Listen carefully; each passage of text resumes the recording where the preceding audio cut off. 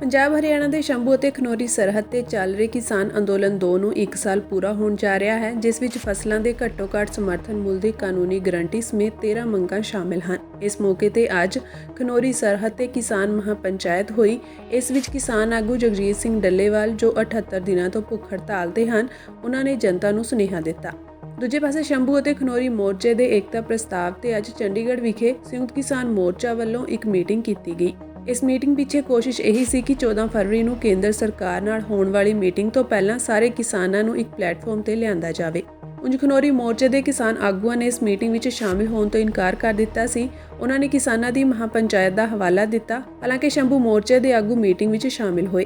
ਕਿਸਾਨ ਆਗੂ ਚੰਡੀਗੜ੍ਹ ਵਿੱਚ ਕੇਂਦਰ ਸਰਕਾਰ ਨਾਲ ਮੀਟਿੰਗ ਲਈ ਸਾਰੇ ਤੱਥ ਇਕੱਠੇ ਕਰ ਰਹੇ ਹਨ। ਡੱਲੇਵਾਲ ਨੇ ਕਿਸਾਨ ਆਗੂਆਂ ਨੂੰ ਸਪਸ਼ਟ ਕਰ ਦਿੱਤਾ ਕਿ ਉਹਨਾਂ ਨੂੰ ਮੀਟਿੰਗ ਤੋਂ ਪਹਿਲਾਂ ਹਰ ਚੀਜ਼ ਦਾ ਅਧਿਐਨ ਕਰਨਾ ਚਾਹੀਦਾ ਹੈ ਤਾਂ ਜੋ ਮੀਟਿੰਗ ਦੌਰਾਨ ਕੋਈ ਗਲਤੀ ਨਾ ਹੋਵੇ। किसान महापंचायत में पहुंचे हुए सभी किसान मजदूर और सभी कैटेगरी के लोगों का मैं दिल की गहराई से धन्यवाद करना चाहता हूं। आपने यहाँ आकर आज इस किसान महापंचायत को सफल बनाने का प्रयास किया है। देखिए, सवाल ये है कि कुछ दिन पहले अमेरिका की तरफ से लगभग 104 भारतीय डिपोर्ट किए गए हैं और जिनमें 30 से अधिक हमारे पंजाब के और ऐसे ही हरियाणा के भाई हैं और बाकी पूरे देश से हैं लोग। तो सवाल ये उठता है कि जिस कारण उनको डिपोर्ट किया गया वो उनको इस तरीके से जाना क्यों पड़ा। उसका मेन वजह यही है कि हमारे देश के अंदर रोजगार नहीं है, एम्प्लॉयमेंट की जो कमी है उसकी वजह से हमारे देश के युवाओं को बाहर जाना पड़ रहा है और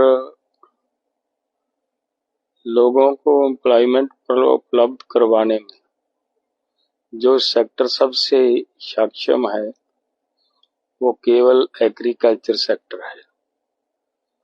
अगर देश का एग्रीकल्चर सेक्टर मजबूत होता, सबको रोजगार मिलता, खेती लाहेवंद होती, तो हमारे नौजवानों को, हमारे युवाओं को बाहर क्यों जाना पड़ता। और वो बाहर गए हैं तो आज पता चल रहा है कि जिनको डिपोर्ट कर दिया उनको तो कर दिया, 200 से अधिक नौजवानों को फिर से डिपोर्ट करने के लिए अमेरिका तैयार बैठा है। ये बड़ी दुखद बात है। तो अगर एग्रीकल्चर सेक्टर में एमएसपी जो हम लड़ाई लड़ रहे हैं, सभी देश के किसानों को एमएसपी की गारंटी का कानून मिले और डॉक्टर स्वामीनाथन के फार्मूले C2+50 के हिसाब से फसलों का भाव मिले, तो मुझे लग रहा है इससे बड़ा और एम्प्लॉयमेंट का सोर्स देश में नहीं होगा। और इसमें सब पूरे देशवासी, हमारे युवा हमारे देश के अंदर काम करेंगे।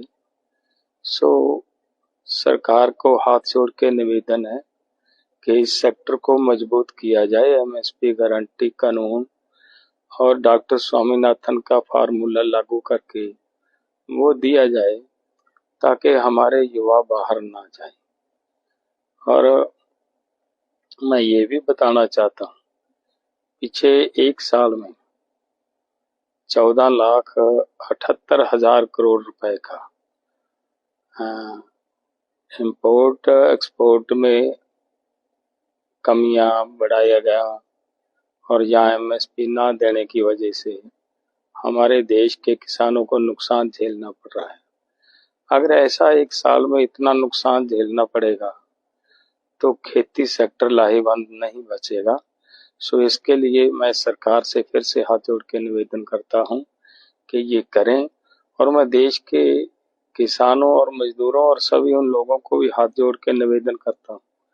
ये जो लड़ाई लड़ी जा रही है, तो एक तरीके से हमारे नौजवानों को हमारे देश के अंदर ही रोजगार देने की भी एक लड़ाई है।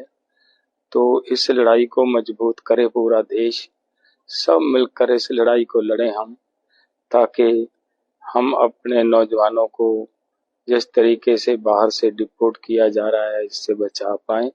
और मैं सरकार को फिर से हाथ जोड़ के इसलिए भी निवेदन करता हूं कि उन सभी नौजवानों का हाथ पकड़े सरकार, जिनको डिपोर्ट किया जा रहा है। इस तरीके ना तो केंद्र सरकार ने कुछ किया नजर आ रहा है, ना ही पंजाब और हरियाणा सरकार की तरफ से इन नौजवानों के लिए कुछ किया गया है। तो ये तो बहुत बुरी बात है, सरकार को इनका हाथ पकड़ना चाहिए। और मैं फिर से किसानों को निवेदन करता हूं, इस आंदोलन को और मजबूत करें, ताकि हम अपने देश के नौजवानों को अपने ही देश के अंदर रोजगार देने में सक्षम हो पाए। बहुत बहुत धन्यवाद। वाहिगुरु जी का खालसा, वाहिगुरु जी की फतेह।